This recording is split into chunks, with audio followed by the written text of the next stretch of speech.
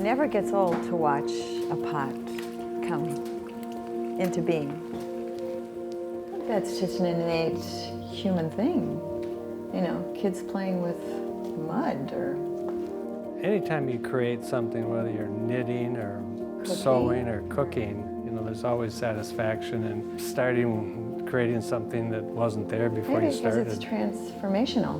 You know, you're transforming one material into a... Right, you're part of a process. Into a shape. Yeah.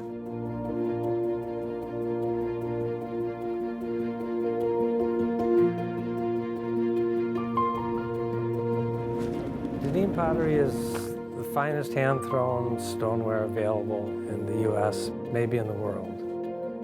And it prides itself on making high-quality, hand-thrown stoneware.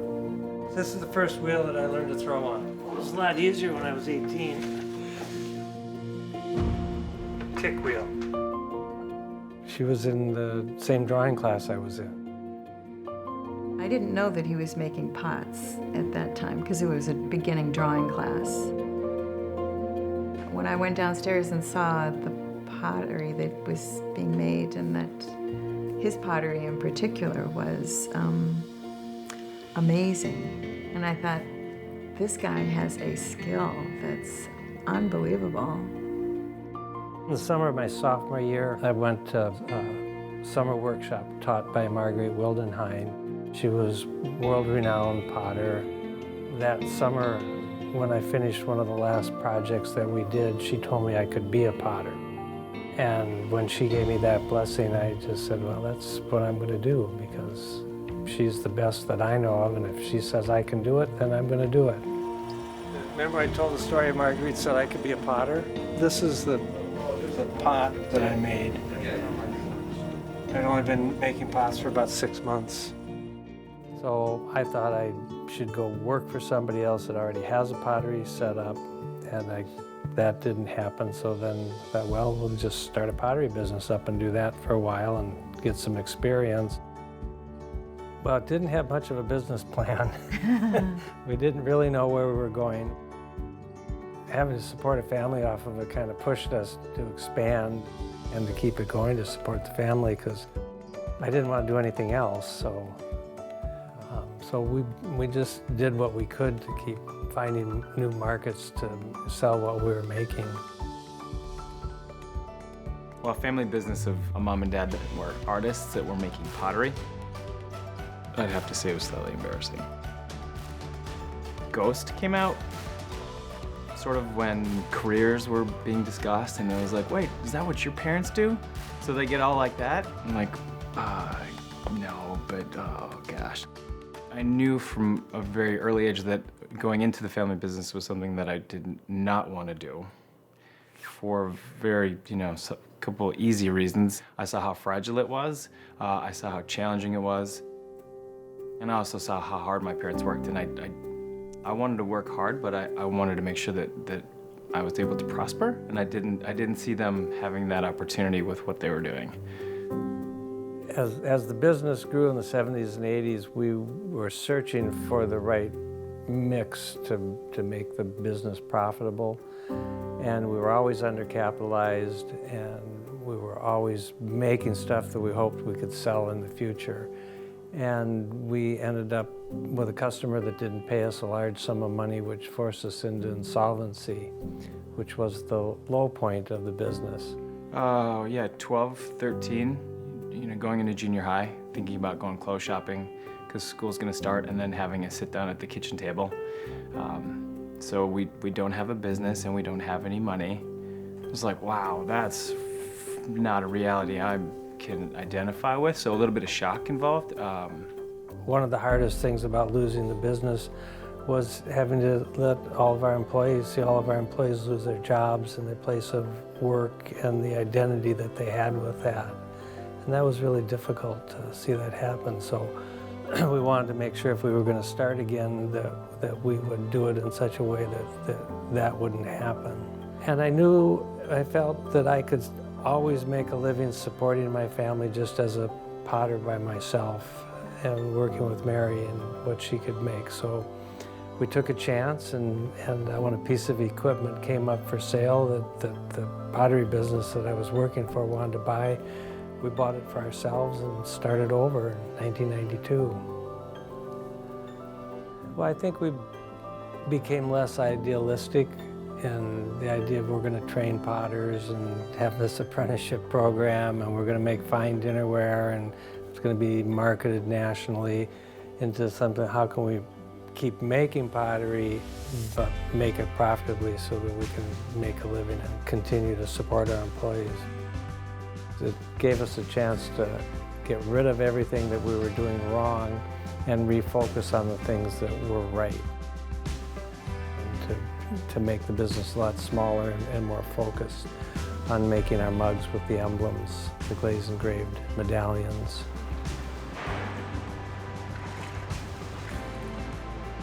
Crew has been working for us for, I think, 17 or 18 years now.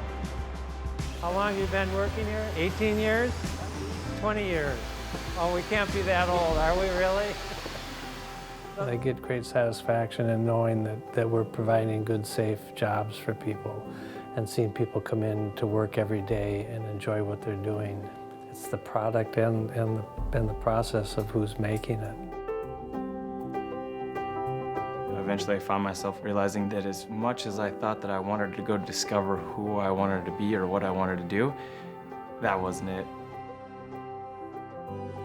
And a friend of mine asked me, he's like, who's helping your dad sell those beautiful mugs? I was like, oh, that's his deal. It's like, have you thought about maybe working for your dad? I was like, no, not really. It's like, well, I think you shouldn't be an idiot. You should go work for your dad. Help him take that business somewhere. And after a couple seconds, maybe a minute or two, it kind of I came to the realization with my friend's help that that's exactly what I should do, and I haven't looked back since. I've always liked the idea of a family business and passing it on to the second generation. For the longest time, neither Niles nor Owen really had much of an interest in what we were doing because they saw it as probably a very risky way to try and make a living. So when he turned the corner and decided that he wanted to come work for us, I thought, well, then he doesn't see it as a risk. He sees this now as something that's actually viable and that he could support his family with. So that was a big deal. Just whenever I walk through and see people working, it makes me happy and proud that the place is running and people are coming and going. I just think, wow, we created this and we're keeping it going with Niles. You know, I worry about the engineering and all the equipment and maintaining the equipment and keeping things running, but ultimately I'm sure that there are other people as qualified as I am that can keep everything running so that the machine keeps going. I think we'll both stay connected for a long time, even though we may not be running it, or we won't be running it. We won't be running it. No. Over time, we've seen Niles and his staff make good decisions and move the company forward. So as long as we see that the company is still profitable and moving forward and growing, that's what we want. Dad's just not afraid. To be successful as an entrepreneur, you have to have a sense of fearlessness, because you kind of end up sort of pointing your ship in a direction that not very many people do, and then you need to make sure that you get to where you're going.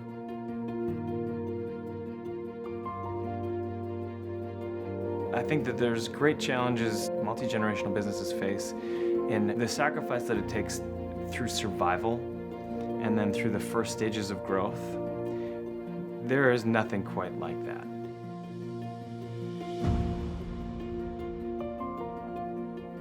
My kids will never see how hard it was or how bare bones the shop was. They see a polished sort of office and they see a big oak desk and they're like, oh, this is just how the pottery business is. So for that, it's a little sad. But as long as we can impress upon them the idea that it requires dedication and hard work, as long as they get that lesson out of it, I think I couldn't ask for more.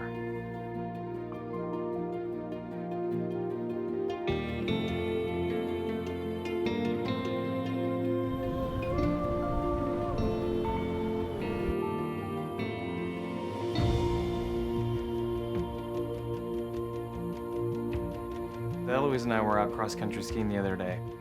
Her first time. We have this beautiful winter and there's a lot of snow. She kept falling down and she kept getting back up. I was like, that's all I could ever ask of you, you know, is that it doesn't matter how many times you fall down, it's how many times that you get back up. And as long as it's one more, then you're gonna be able to do anything you want. I think that the struggles in having them be important is that it means that the work that we're doing is more valuable to us because we really believe in it.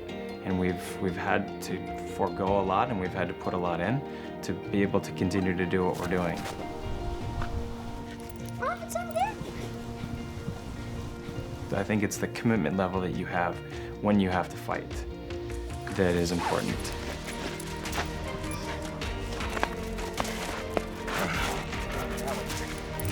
It's work and it can be overwhelmingly challenging.